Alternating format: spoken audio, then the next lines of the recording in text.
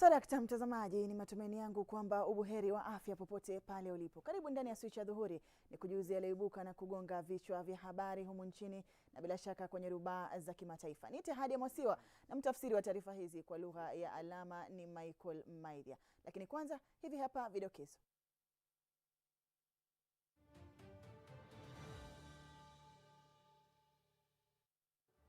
Mahojiano ya kuwatafuta makamishna wa Tume Huru ya Uchaguzi na Mipaka IEBC yang'oa nanga, huku mwaniaji mmoja tayari akijiondoa mwanzoni mwa mahojiano hayo. Wakazi wa Nairobi watarajia kupokea huduma za afya masaa 24 baada ya Rais Uhuru Kenyatta kuzindua hospitali 5 mpya kwenye kaunti ya Nairobi. Mama mmoja azuiliwa kwenye kituo cha polisi eneo bunge la Matisi, kaunti ya Bungoma, baada ya kudaiwa kutaka kumuua mwanawe.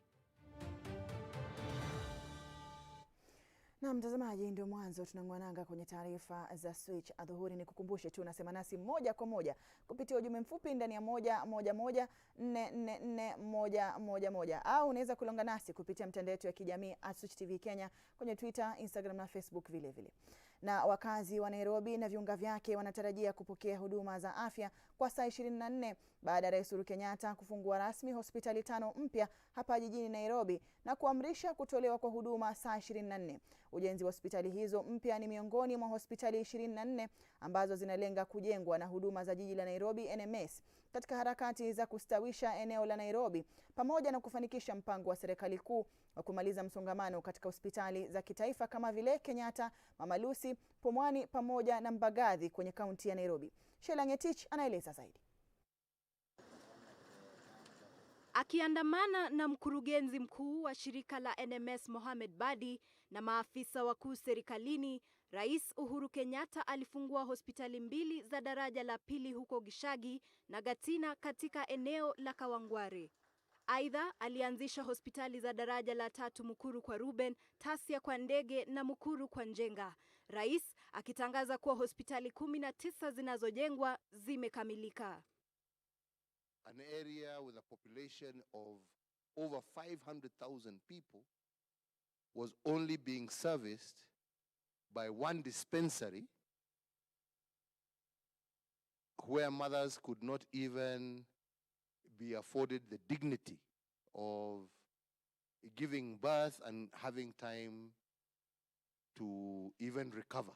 Rais akiagiza hospitali za umma jijini kutoa huduma kwa saa 24 ili kuhakikisha wakazi wanapata huduma za afya kila wakati. Have established that it is indeed possible and we just need few extra staff, small roads here and there, and these hospitals will be able to be accessible 24 hours. Je, mbona rais akachagua kufungua hospitali hizi katika nyakati za usiku? We wanted to ensure that we were observing COVID protocols, and as you have seen for yourselves, it would have been impossible to go and do what we did today during the day because of the number of people who would have been out there. Shughuli hiyo inalenga kuwezesha katika kuasisi idadi ya watu jijini, hasa walio katika mitaa ya mabanda kunakopatikana hospitali hizo, ili kuwezesha serikali kuweka vifaa kikamilifu. Sheila Ngetich, runinga ya Switch. Na mtazamaji, tukitoka kwenye taarifa hiyo ya Sheila Ngetich, sasa hivi shughuli ya kufanya mahojiano kwa waniaji wanaotaka kuchukua nafasi za makamishna kwenye Tume Huru ya Uchaguzi na Mipaka IEBC inaendelea. Moja kwa moja tupate picha za mahojiano hayo ambapo sasa Mohamed Abdalla ndiye ambaye anahojiwa wakati huu. Even now as we talk in the country is so widespread. And I think the only thing we need to do in order to reach there are 2 things in my opinion.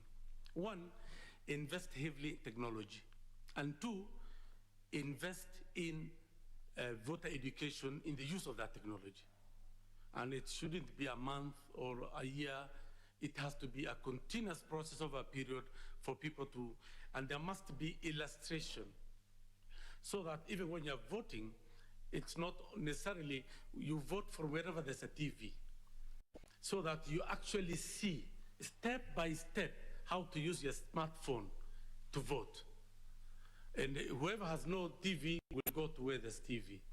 We are almost reaching a situation where we are approaching 80–90% power connectivity in the country, except for areas that I still consider peripheral and marginal. So the day when our power connectivity will be 100%, and the day when our infrastructure in terms of technology is widespread, we will be able to get there. And being an optimist, I think it's not far-fetched. Good to end on an optimistic note. Thank you very much. Thank you, sir. Over to you. Thank you, Vice Chair. Now I'll request Reverend Father Mutie to ask his questions. Thank you, Chair. Dr. Nono, I would wish to ask you just a few questions. Okay, sir. I'll begin by looking at your application, which you did on the 12th of May. You say that you had, as a commissioner of CKRC, you had an opportunity to traverse our great nation and saw for yourself the rich diversity of this nation, both in terms of communities, as well as natural resource distribution and geographical features. You went ahead and said you got the first-hand account of the level of economic and development disparities prevailing in our country. Just to get to hear from you, does this inform your motivation for the application of this job, or do you have any other motivation? Thank you, Father. I think, yes, that's indeed my statement. IEBC is not a development commission, so it wouldn't address development disparities as I observed. And it's not the motivation as such, but it will be useful to the extent that an electoral process is being designed and the opportunity to vote is being given to everybody, irrespective of where they are and how accessible or inaccessible they are. So I brought that in to reflect that notwithstanding, everyone has a right to vote and everyone is entitled to representation.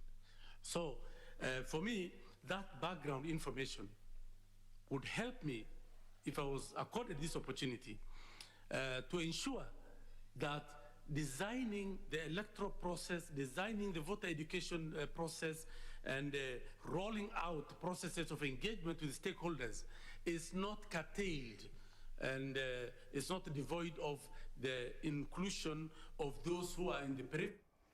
Na mtazamaji, tukiachana na hayo, msichana mwenye umri wa miaka 2 amefariki hii leo asubuhi kutokana na mkasa wa moto uliosababishwa na mshumaa eneo la Majengo, kaunti ya Narok.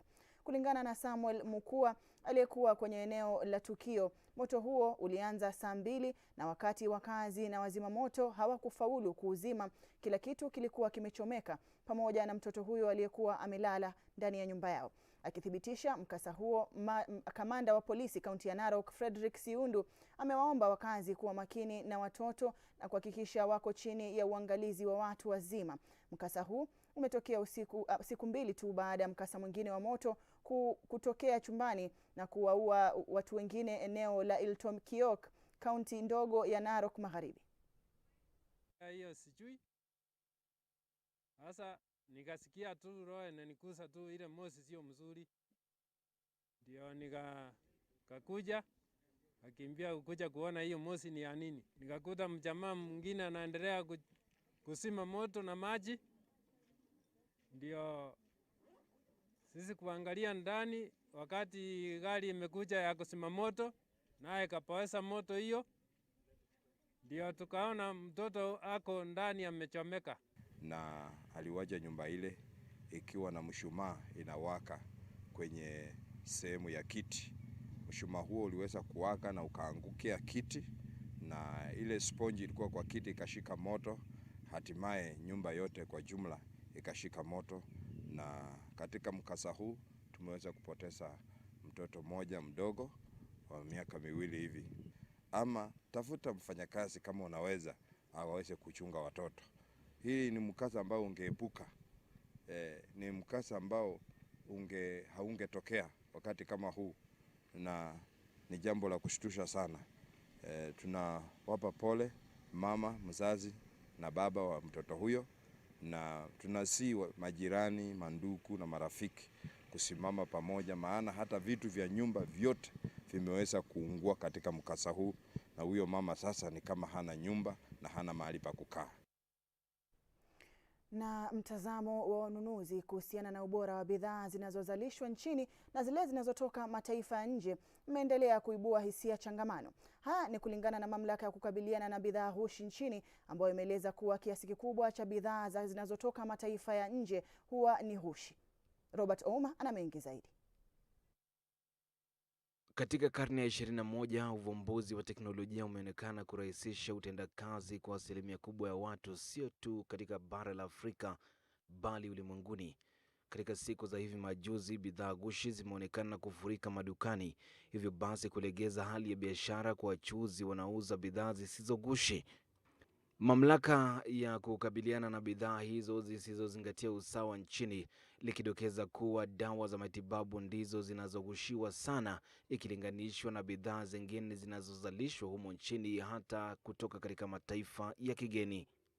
Counterfeiters target the fast moving consumer goods, and of course this includes also medicines, because if we look at medicines, for example, medicine is a product that can be very profitable. You can bring in a small quantity of medicines and you make a lot of money. You know, people sometimes they can hide it maybe in their bags. You know, it's very easy to really conceal counterfeit and even substandard medicine. So that's why you find that counterfeiters would go for it, especially if it is a painkillers, you know, the mostly commonly used medicines, they will go for it. Ufisadi wa hali ya juu na mapuuzi ya wachuuzi na wanunuzi umeonekana kuchangia pakubwa kuwepo na bidhaa hizi. Kulingana na mamlaka hiyo, biashara haramu nchini ni kizuizi kikuu kwa taifa kufanikisha ajenda 4 kuu, kwani takwimu tayari zimeonyesha kuwa taifa linapoteza takribani shilingi trilioni 1 kila mwaka kutokana na biashara haramu. The volume of illicit goods was 726 billion Kenya shillings in the year 2017, and it increased to 826 billion Kenya shillings in the year 2018, an increase of 100 billion in just 1 year. On the statistics that we have, we find that counterfeiting constitutes around 10%, around 9% of the total illicit goods. Shirika la kukadiri ubora wa bidhaa nchini KEBS kwa upande wake limesema kwamba wote wanaofanikisha biashara hii haramu chuma chao kimotoni.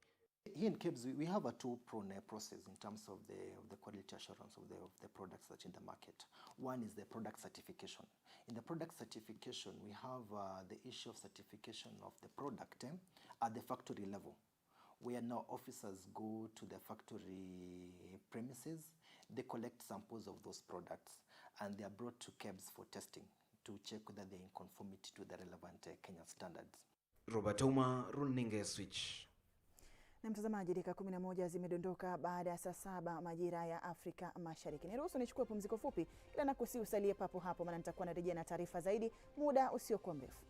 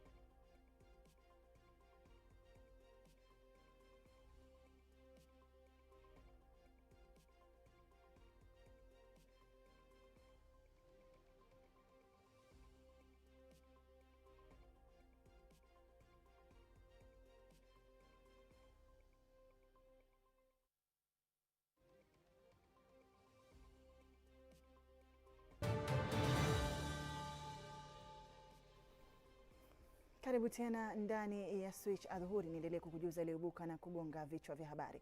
Iwapo hujasema nasi unaweza kufanya hivyo ndani ya 111444111 kupitia ujumbe mfupi na vile vile @Switch TV Kenya kupitia mitandao yetu yote ya kijamii.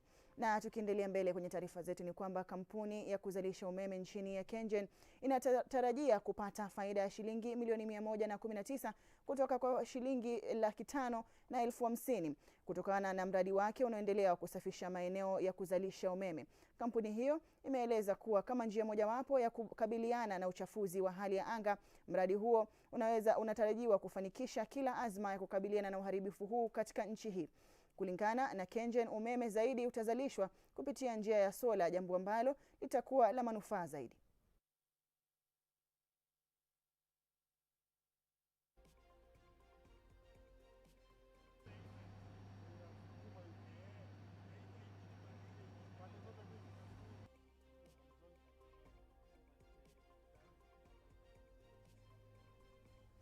Kwingineko, maafisa wa polisi kutoka kituo cha Matisi eneo bunge la Matisi wamemzuilia mwanamke mmoja anayedaiwa kutaka kumuua mtoto wake kwa kuweza kumzika kutokana na madai kwamba alizaliwa kati ya jamaa wa karibu wa familia hiyo. Kulingana na naibu chifu katika kata ndogo ya Matisi, Caroline Lwiki, mamake mtoto huyo ambaye ni mwanafunzi mwenye umri wa miaka 16 alipachikwa mimba na mwanawe ambaye ni mtoto wa mjombake, jambo ambalo linasababisha njama ya kutaka kuungana na vile vile kuwaua kulingana na utamaduni wa jamii ya Bukusu. Wakashika panga, wakaambia mama yangu mkwe, atienda leta mtoto, wezi zika hiyo tamu hapa ama upeleke kwa huyo Morris mwenye mtoto wake alifanya makosa. Enda leta mtoto, ati na mtoto walikuwa wameficha tena kwa mio. Sisi kama Wabukusu ndio haya maneno ilikuwa na vile nilisema ilipitwa na wakati. Mtu saizi akisaliwa hakuna haja ya kuua sababu ashasaliwa. Na hii maneno vile assistant chief alituambia inakuja ama inatokea sababu ya malezi mabaya. Fika kwa boma ya huyo mama na akanieleza kabisa mtoto hata alikufa, wakapikia nyanya ya kuzaa msichana kwamba amekufa. Wakapikia baba ya kuzaa msichana kwamba huyu mtoto tena amekufa. Lakini baadaye mtoto akafufuka. Sasa nyanya mwenyewe amenieleza hivyo. Na yeye akaniambia ni vile mtoto alifufuka, nikachukua mtoto nikapeleka kwa my relative huko Chekulu. Sasa vile watu walikuja kutaka mtoto ako wapi, mimi nikasema acha niende nilete mtoto. Akapotea kidogo, akakuja na mtoto akiwa mzima. Kwa hivyo tumekuwa na wasiwasi. Hatujajua maisha ya huyu mtoto mwenye anakufa, anapelekwa Chekula, anapelekwa hospitali, anapelekwa wapi. Hatujajua mtoto huyu atakaa namna gani kwa mikononi ya nyanya na babu katika. Viongozi wa chama cha UDA kinachohusishwa na naibu wa rais William Ruto katika kaunti ya Kakamega wameanzisha mchakato wa kuimarisha chama hicho katika kaunti hiyo kabla ya uchaguzi mkuu ujao. Akizungumza katika hafla ya kuzindua zoezi la kuwasajili wanachama akiwa eneo la Shivale mjini Mumias, kaunti ya Kakamega, mwanasiasa Adija Nganyi ametaja kuwa chama hicho kimeanzisha zoezi hilo kuhamasisha wakazi mashinani na vile vile kuwataka kuwasajili kama wanachama wa chama hicho na kuwarai wakazi kujitokeza na kujisajili kama wapiga kura. Adija aidha ametoa wito kwa kina mama nchini kujitokeza na kuwania nyadhifa mbalimbali za uongozi, akisema kuwa wanawake wana uwezo mzuri wa kuleta maendeleo kama waongozi. Na vile vile kuhusu agizo la IEBC kutaka wanasiasa ama viongozi kuwa na shahada ili waweze kuwania nyadhifa hizo, Hadija ametaja kuwa uongozi hauhitaji masomo. Lazima watu ambao wanasimama kura wawe na vyeti vya degree. Kama mwanachama wa UDA na kama hasla, kama mama wa mashinani, sioni kama hilo ni jambo ni bora. Kwa sababu katiba tayari imetuambia rais na governor wao wanaweza kuwa na degree. Lakini mbunge na MCA hiyo sio lazima. Kwa sababu mpigaji kura yeye hana haja na masomo ya mtu. Na si wa mama wenzangu, tusimame kama wamama, tuwanie viti. Mama anapoenda huko anajali watoto, si ndio? Nani anapigia watoto, si ni mama? Sasa tusimame kama wamama, si ndio tunajua maslahi ya nchi na tunajua maslahi mpaka ya nyumbani. Familia moja katika kijiji cha Nabacha kwenye eneo bunge la Navoholo, kaunti ya Kakamega, inahofia kupoteza mali yao baada ya wakili aliyowasilisha katika kesi ya deni la shilingi milioni 2 walilodaiwa na hospitali ya Medihill mjini Eldoret kujitokeza na kutaka malipo yake. Familia ya John Wawire mwenye umri wa miaka 62 ilivamiwa na kusababisha mwanawe kuuguza majeraha mabaya, hali iliyomlazimu yeye kuweza kutafuta matibabu kwa mwanawe katika hospitali hiyo. Sasa familia hiyo inaomba wasamaria wema na wahisani kujitokeza kuwasaidia kulipa deni la shilingi milioni 2 na vile vile pia kulipa ada ya wakili huyo ili waweze kuponea kupoteza mali yao. Tulikuja paka tukaenda kwa lawyer. Lawyer akasimamia ndio mgonjwa akawa list kurudi nyumba. Sasa bili ya milioni 2 inatakana niwe nikilipa shilingi 1,100 kila mwezi. Amefanywa surgery ya pili, tatizo bado hajatembea, bado hajaongea vizuri, bado bado fahamu sawa. Sasa yeye anataka kuchukua gari na mimi pesa sijapata ya kumlipa. Na hiyo gari ilikuwa ya kwamba surgery ya mgonjwa ifanyike ilipwe shilingi milioni 1. Na polisi katika kaunti ndogo ya Luyani wamemtia mbaroni mwanamume mmoja aliyepatikana na majani ya bangi nyumbani kwake yanayogharimu takriban shilingi 100,000. Manase Amwanyi mwenye umri wa miaka 26 alitiwa nguvuni katika eneo la Lusweti ambako alidaiwa kupatikana virushi 660 vya bangi vilivyotolewa shambani kwake. Kulingana na naibu chifu wa eneo la Soi Lugando, alifikia hapo baada ya kuarifiwa na wakazi wa eneo hilo. Aidha alisema kuwa watashirikiana na polisi wa eneo hilo kupambana na biashara haramu za bangi, dawa za kulevya na vile vile pombe haramu ambazo zimeathiri vibaya kizazi cha vijana wa eneo hilo. Katika eneo hilo mshukiwa mwingine vile vile aliyefikiwa mahakamani uweze kujibu mashtaka kutokana na makabiliano hayo. Kwa vijana wetu na ni madawa ambayo yanachangia sana utovu wa nidhamu kwa watoto, na suala hili limekuwa kero kwetu, lakini nashukuru sana kituo cha polisi cha Lipiani tukisaidiana na wao kwa sababu tunaendelea kupigana na mambo haya ya bangi.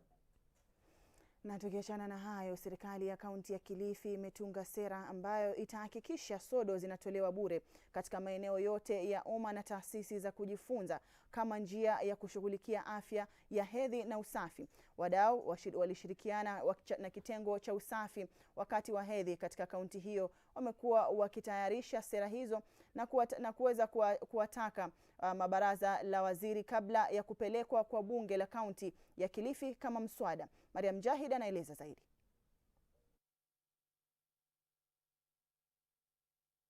Wa Misri Mustafa Mabdul na waziri wa afya Hala ya Zayed pamoja na balozi wa China nchini Misri na maafisa wengine walikagua wataalamu watakaotengeneza chanjo ya Misri iliyoteuliwa kuzalisha dozi za chanjo za Sinovac inayotengenezwa nchini China. Apollo James anaarifu zaidi. Ukosefu wa sodo umekuwa changamoto haswa kwa wasichana wa kaunti ya Kilifi na kutumbukia katika mimba za mapema.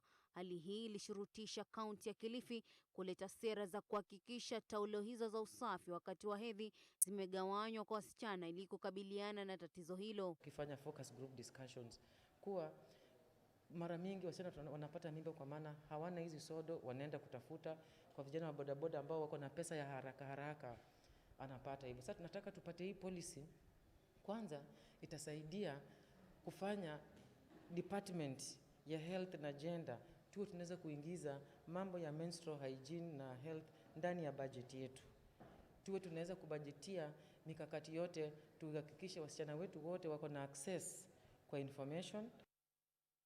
Kamishna wa sekta ya afya katika kaunti ya Kilifi Charles Dadu amepigia upato sera hiyo na kusema kuwa itajumuisha masuala anuai ya jinsia na kwamba idara za jinsia, elimu, mazingira na afya zitachukua jukumu kubwa katika utekelezaji wa sera pindi itaidhinishwa kama sheria. Climax stages of developing the menstrual health and hygiene policy. Probably of importance to know is that Kenya is the only country in Africa if not Eastern Central, that has developed a standalone MHM policy.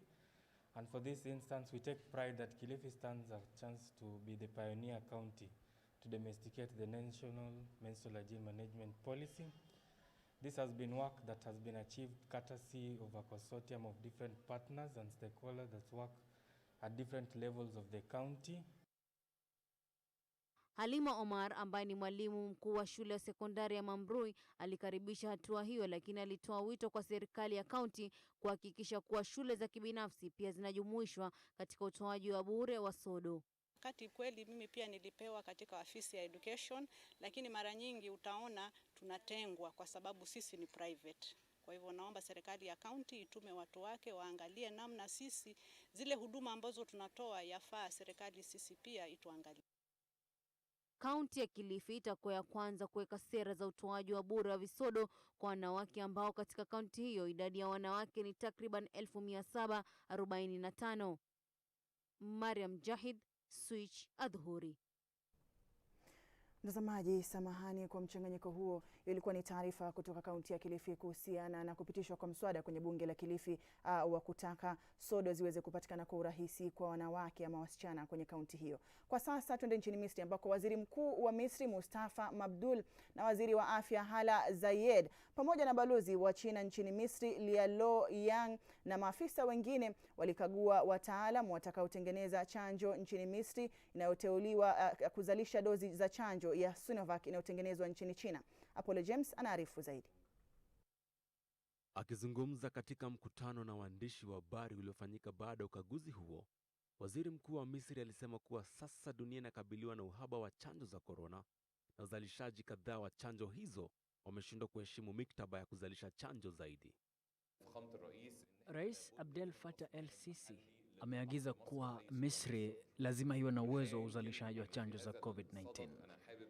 Katika suala hili, ningependa kuishukuru serikali ya China kwa msaada wake kwa Misri. Shukran kwa jitihada za Wizara ya Afya ya Misri na idara nyingine husika. Tumeshirikiana na mtengenezaji wa chanjo ya Kichina na kuanza uzalishaji wa chanjo nchini Misri. Misri sasa inafanya mazungumzo kikamilifu na China kupata malighafi zaidi ili kupanua uzalishaji wa chanjo nchini humo. Changamoto tunayokabiliana nayo kwa sasa ni kufanya mazungumzo na marafiki wetu wa Kichina ili kuongeza maradufu usambazaji wa vifaa vinavyohitajika kwa ajili ya uzalishaji wa dozi za chanjo. Kwa mujibu wa mkataba uliopita uliosainiwa kati ya nchi hizo mbili, tutazalisha dozi milioni 40 za chanjo ifikapo mwishoni mwa mwaka huu. Hadi sasa, Sinovac imetoa lita 1400 za malighafi ambazo zinaweza kutumika kuzalisha dozi milioni 2 za chanjo za COVID-19.